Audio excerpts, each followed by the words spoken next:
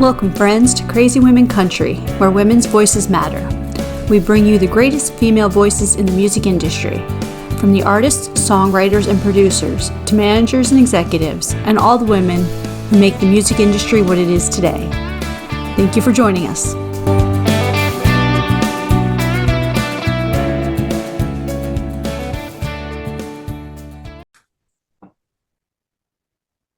Hello and welcome to another episode of Crazy Women Country.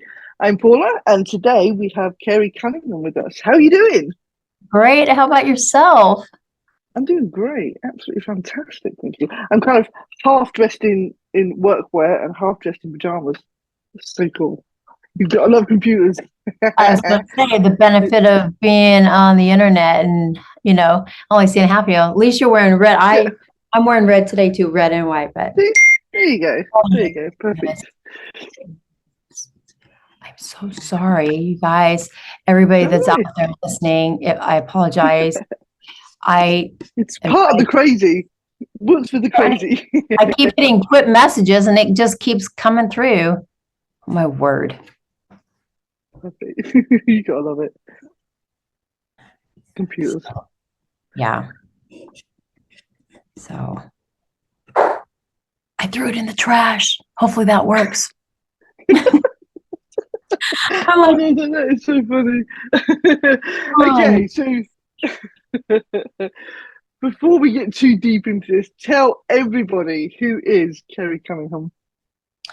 Carrie Cunningham is a country singer, songwriter based in Nashville and Huntington Beach, California. I have to say both because I do live in both places. But my heart's always here in Nashville. I've been a longer resident in Nashville than I have been in California, so I can claim stake to country music USA. So I love that. That. It's perfect. So I have been listening to your newest album, Showgirls, which is absolutely amazing. And there's two songs like that I really, really love. Doors Don't Close and Windshield. Doors Don't Close is just fantastic. The whole metaphor of, close the door and ending something is just amazing. So tell us about this album and, everything about it. Wow, you know what? Thank you for saying Doors Don't Close. I usually, not very many people ever say anything about that. And that was the only one I spent a lot of money on to make a video. and I think usually because it's a ballad, and so like people don't listen as much when it comes to ballads, but I think that one's such a heartfelt song about just not being able to let go of somebody. You just can't close those doors. And and I think everybody has been in that kind of situation before. It's and ironically I'm quoting myself, my bridge, that it's easier to hang on to something than just let it go, whether it's good or bad. It's easier to just hang on.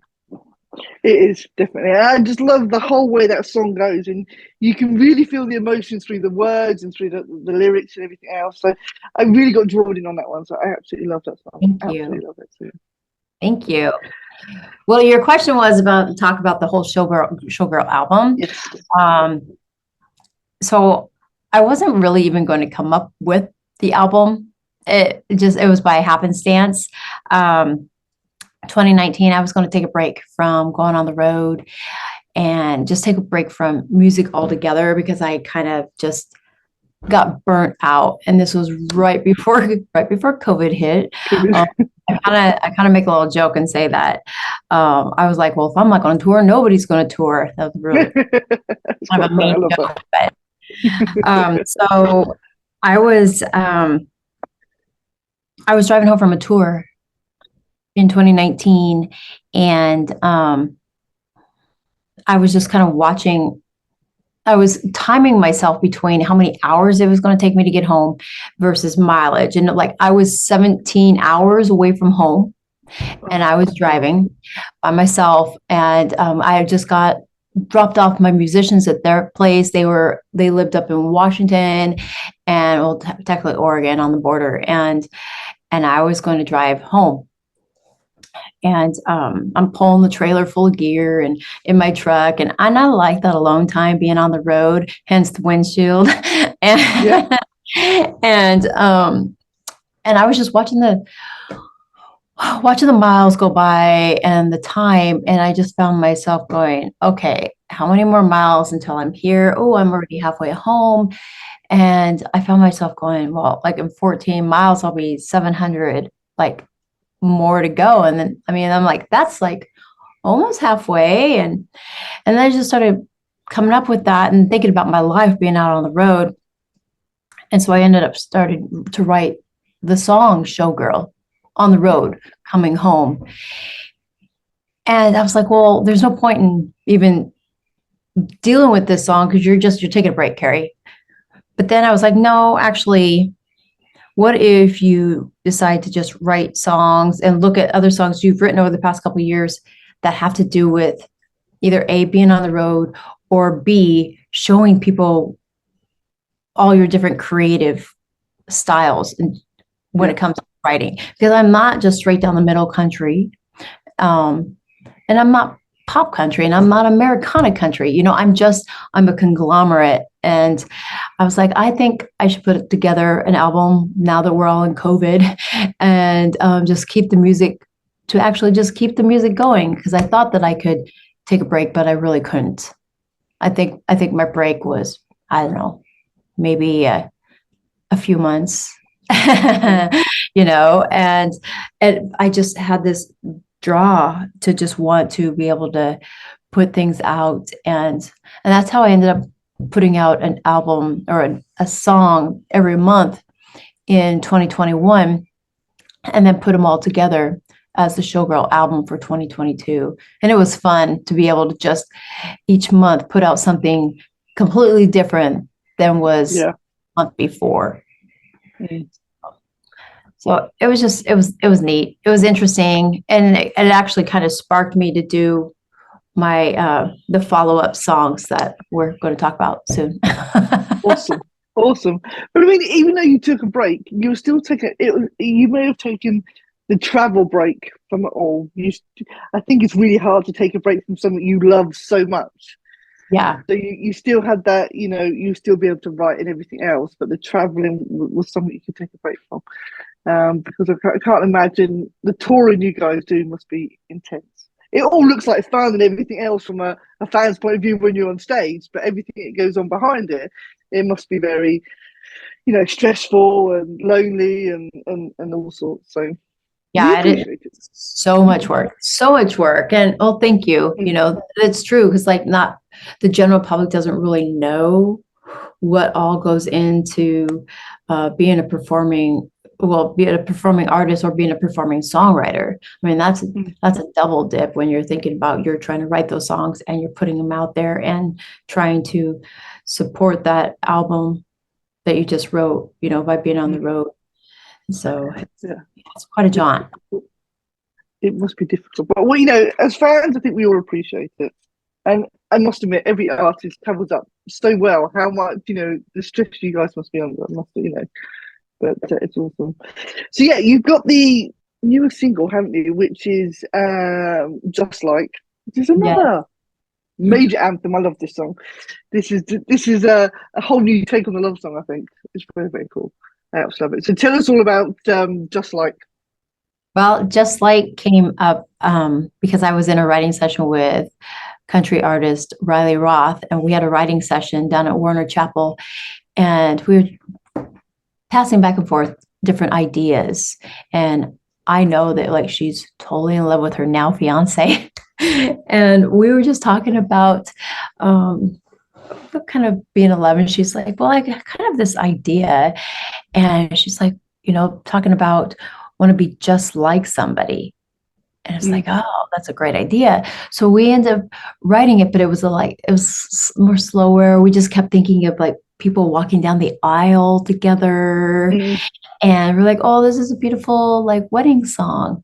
And granted, it is still like a beautiful wedding song. But as I was driving down the road, I just felt myself going like, dun dun dun dun dun dun dun dun dun. And I'm like, maybe I should kind of like pick this tempo up a little bit because I wanted to record the song. And that's the thing is that when it comes to two artists in the room, it's like, well, are you going to cut it or are you going to cut it? You know, am I going to cut it or are you going to cut it? And it's kind of like a waiting game to see or are we not going to cut it and we're going to pitch it, you know, so we can go through 3 different ways. Well, technically 4, we can just let it sit on the shelf, but we thought the song was way too good for that. So I had asked her, I'm like, are you going to cut the song? Because I knew in the back of my mind, I was thinking, well, she kind of wrote it about Kyle. But she's like, I already have my songs picked out for the album. And I'm like, okay, is it okay if I cut it? She's like, yes, of course. So it was really great. And I have such a love for disco, and I've always wanted to put some, put country disco together. And I did a little bit on one of my songs on Showgirl called Happy to Me. I had a little bit of a disco backbeat with the drums, but it wasn't anything like just like. I treaded right on the line between country and disco, and I really like it. So it's awesome. I love that line when you've got the mirror image. You're looking for somebody like yourself, but you actually find someone who is very different. That's what, I think that's the same for anybody. When you look at a relationship, you look at what you expect from yourself and you expect it from someone else, when really, it's always opposites attract, they say. Yeah, exactly. Yeah, that's very, very cool. Very cool. One thing I want you to tell me about, I think it's your fan club, which is actually a really cool name, the C2 Crew. The fan club. Tell us all about that. I love that name. That was very, very cool. I'm trying to think of how I actually came up with it. I had some longtime fans that are part of the C2 Crew. And I think when I was coming, we were like C squared, I don't know. I would joke around like CNC Music Factory. Of course, that's already been taken, right? A long time ago. But people would just call me like CC. And then I'm just like, well, was just like, what about the C2 Crew? And it was just a conglomeration of just constantly just throwing out all these different ideas of how I'm going to come up with the fan club name. And then C2 Crew just kind of stuck. And, it's for those super fans that want to support me. And it's fun because I get together with them on Zoom because we're not all in place. And, we have like game night, or we just catch up and just talk. Game night's fun. And every once in a while, like I'll just pop off a song and sing to them, or sometimes they get to hear a song that I just wrote. I send them the little work tape. I'm like, what do you think? You guys? So they get the special perks. So awesome. That is awesome.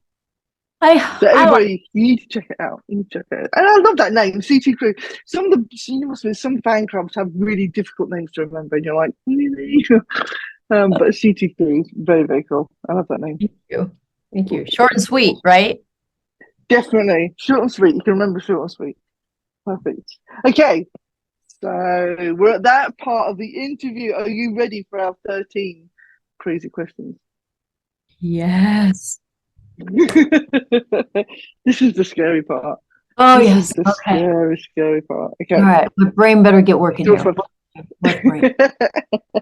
I love it. We'll start off easy. What's your favorite type of transport? My favorite type of transport? Yeah. How'd you like to get from A to B? Yeah, planes, trains, or automobiles? Yes. Well, the most I do is, this is an open-ended question. The most I do is flying. I love to take road trips in my truck, though, but I love going down the coastline in a plane. I even put the messenger in the trash and it still came through. I'm still beeping it. Oh, don't worry. It's not a problem. Train. See, to what? I love train. You love train. And trains are great. They are great, I must admit. Because you can just sit back, relax, you can watch around you, do whatever you want to do. Yeah, especially in Europe. It's great. It's very, very cool. You get trained anywhere over here, which is great. Yeah. Okay, so if you're having a bad day, what is your feel-good TV show or film that you'll go to?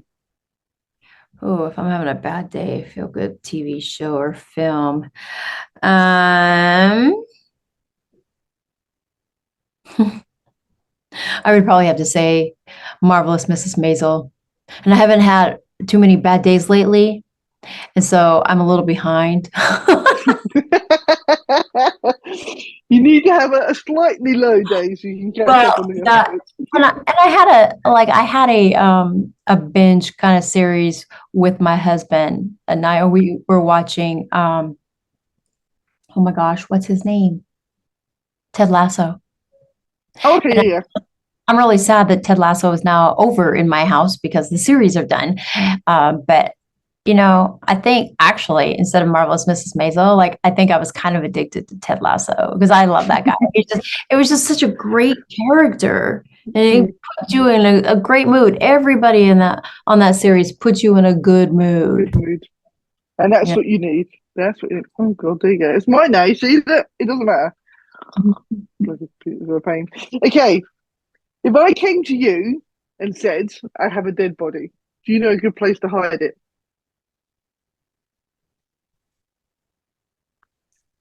No. I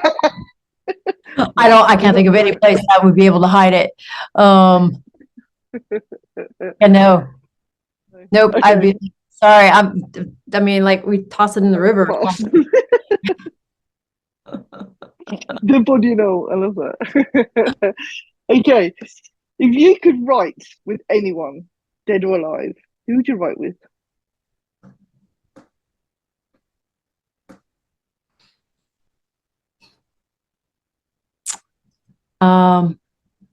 Probably Leon Bridges. Cool. I think I love his old soul R&B stuff and his albums I'll listen to if I'm having to drive into Seattle, or excuse me, not Seattle, into Los Angeles. Seattle and Los Angeles are pretty much the same nowadays because of the traffic. But when I have to drive to Los Angeles, I would put Leon Bridges on because he would just kind of keep me in a good, feel good mood, and I won't worry about. Which is what you need. Yeah.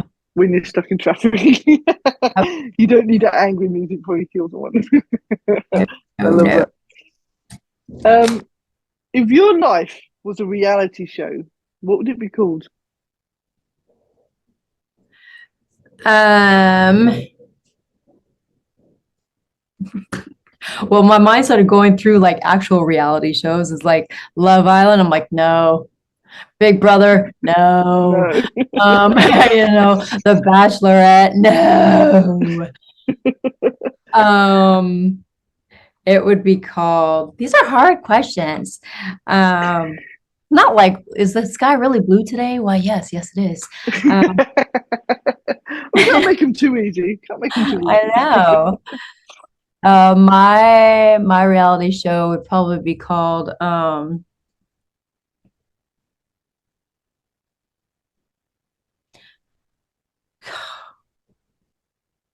I have no idea. I just keep coming up with Wanted Dead or Alive. I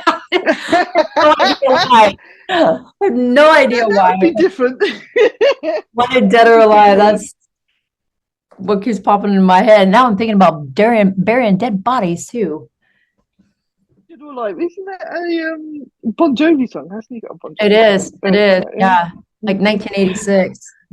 Oh my god, you know the year. I knew it was Bon Jovi. That's about as good as it got. I would never remember the year, but yeah. Okay.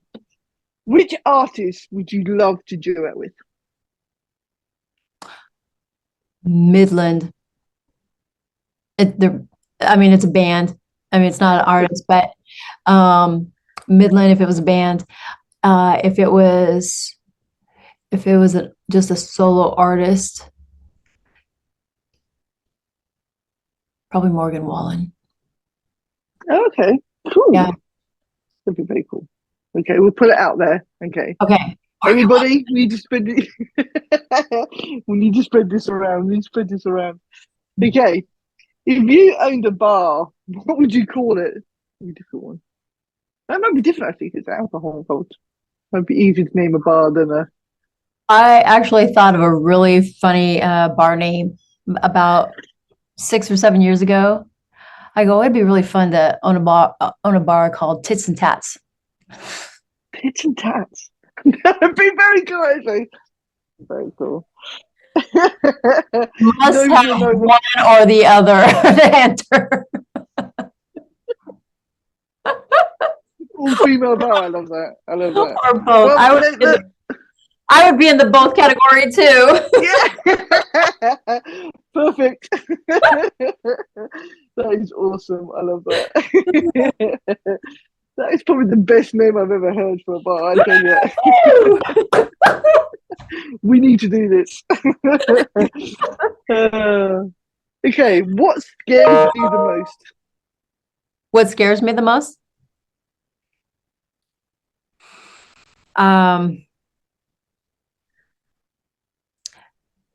Missing out on my children's lives, not being there enough.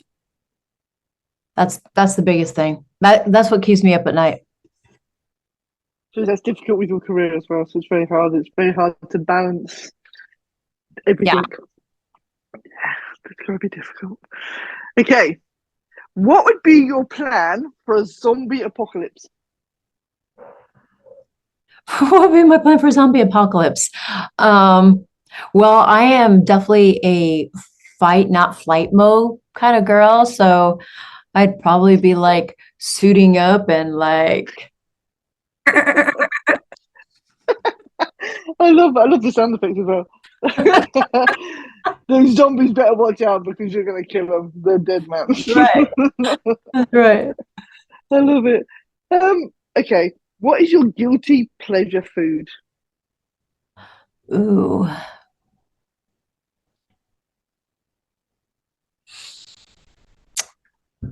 I would have to say it's chicken piccata. Like it's an Italian dish. And ironically, my husband just made it for the first time the other night, and it was so stinking good. Like usually we have to go to this Italian restaurant to get it, and then I just want to like slurp up the lemon and caper sauce. My husband made it the other night, and I'm like, yes, no more going to the Italian restaurant. Awesome. I'm like, husband, into the kitchen now, into the kitchen. I love it. I love it. Perfect. Okay. Then there's another kitchen question here. What's the weirdest thing in your fridge?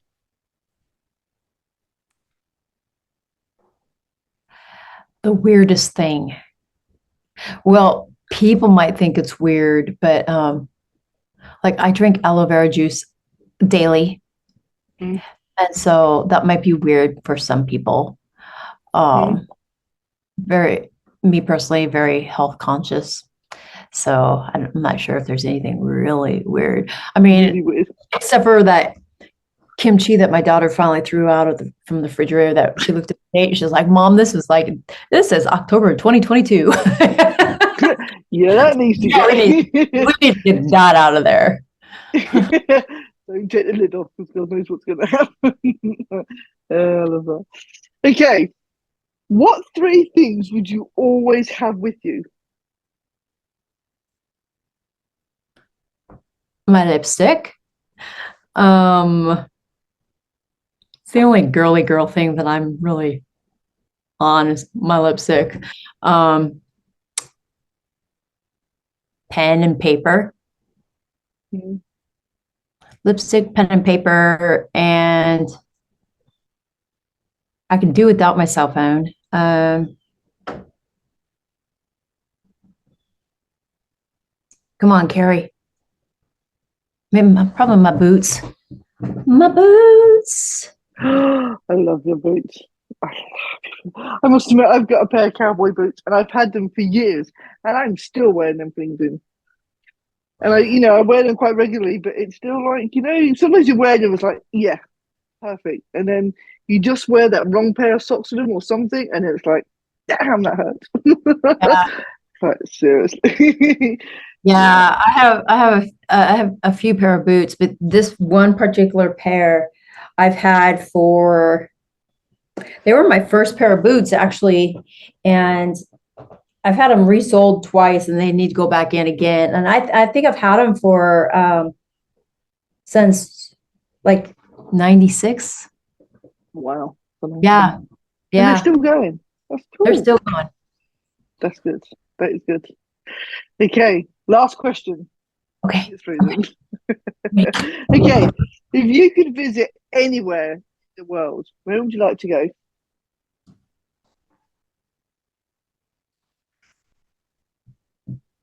Ireland. Ireland rocks. I've been there. Ireland just getting into my psyche lately. It just keeps intervening. Okay. So yeah. Ireland's gorgeous. It really is. And of course, you've got the Republic and the South and the North. Would be great. So yeah, my mum was Irish, and we went over there quite a lot. So it's quite cool. But My yeah, husband, look at that. his cousins that live over there. Oh, okay. Yeah. You have to go over it. It's very good. It was very wet, obviously, like England, but it's a gorgeous country. Absolutely gorgeous.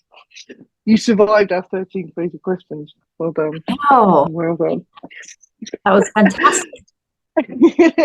So tell us, what does 2024 have in store for you? Or you have for 2024?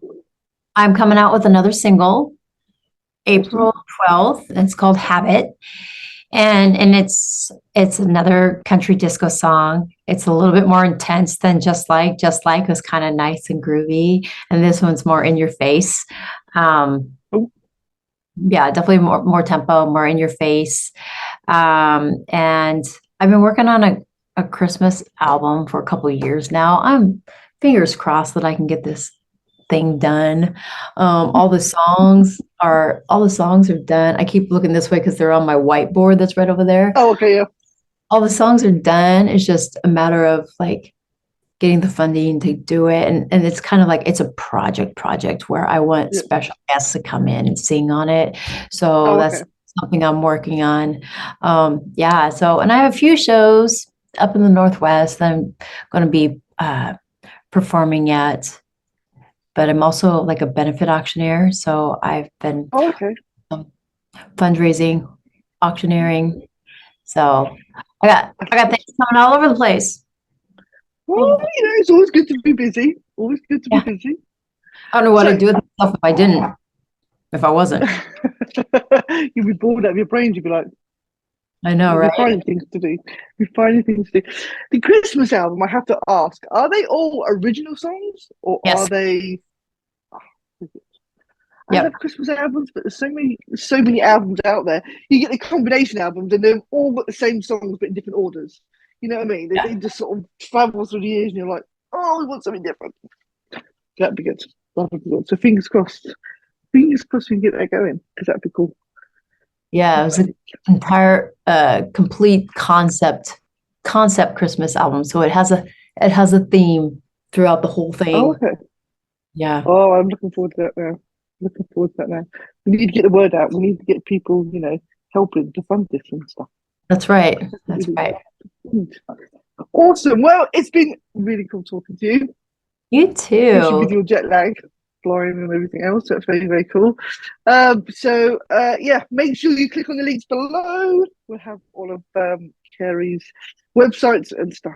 Make sure you check out her music. It's awesome. You will not be disappointed. And hopefully we'll see you all soon. Adios. Adios. Have a fun.